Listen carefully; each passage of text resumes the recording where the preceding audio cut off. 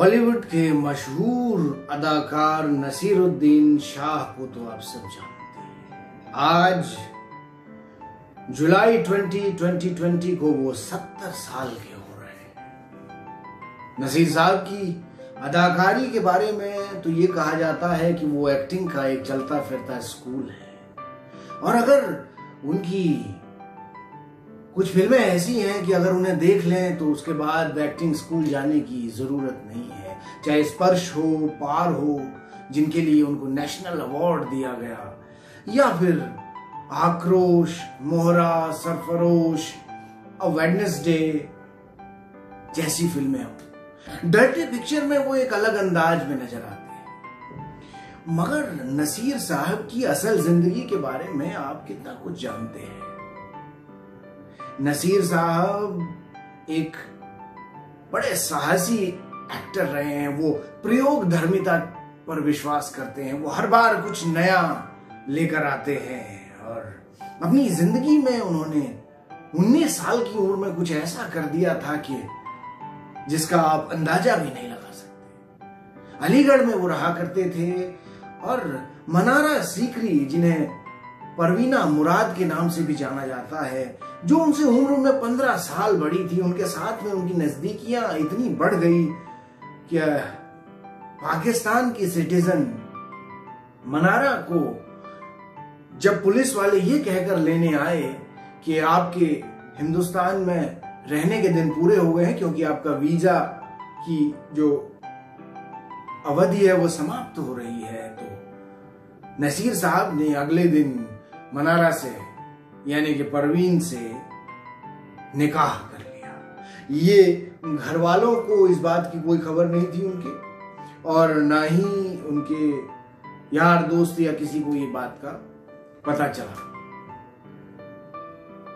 19 साल उनकी उम्र थी उस वक्त, और मनारा उनसे 15 साल बड़ी थी। ये दुस्साहस ही था, वो भी उस दौर में। इसके बाद नसीर साहब एनएसडी में बिजी हो गए। साल भर में वो एक बेटी के बाप भी बन गए। इसी बीच मनारा ईरान चली गई। नसीर साहब अपनी अदाकारी में इस कदर रम गए कि वो भूल गए कि वो एक बेटी के बाप हैं। इसके बाद उन्होंने जिंदगी की दूसरी पारी शुरू की रत्ना पाठक के साथ। अभी कुछ ही दिन हुए कि खबर आई कि परवीना का इंतकाल हो गया।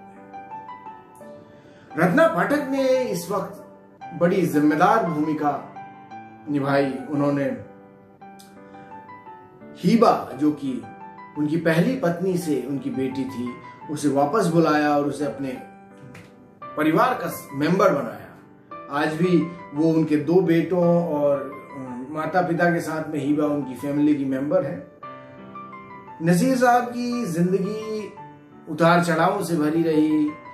वो अपनी एक्टिंग को लेकर थोड़े से रिजिड हैं। वो बिकना नहीं चाहते। उनकी अदाकारी में बाजारूपन नहीं है, और इसकी कीमत कहीं ना कहीं चुकानी पड़ती है। इसलिए वो मुकाम उन्हें नहीं मिला जिसके कि वाकई वो हकदार थे। मगर उनकी एक्टिंग के बारे में सदी के नायक, महानायक सब उनके मुरीद हैं। और नसीर साहब हर ऐसे इंसान की जो कि सिनेमा के फील्ड में आना चाहता है, उसके लिए एक रोल मॉडल है, कहा जाए तो ठीक होगा। तो उनकी लंबी उम्र की हम कामना करते हैं, और हम चाहते हैं कि उनके अंदर का वो जो स्टूपिड कॉमन मैन है वो जिंदा रहे, और जिस तरह उन्होंने पहले सिनेमा में खूब अपनी अदाकारी से हम सबका दिल जीता है, पद्मश्री और पद्म भूषण उनको मिला है, इसी तरह उनको दादा साहब फाल्के पुरस्कार भी मिले। तो नसीर साहब, आपको हमारा सैल्यूट, और आपकी लंबी उम्र की हम कामना करते हैं। Thank you.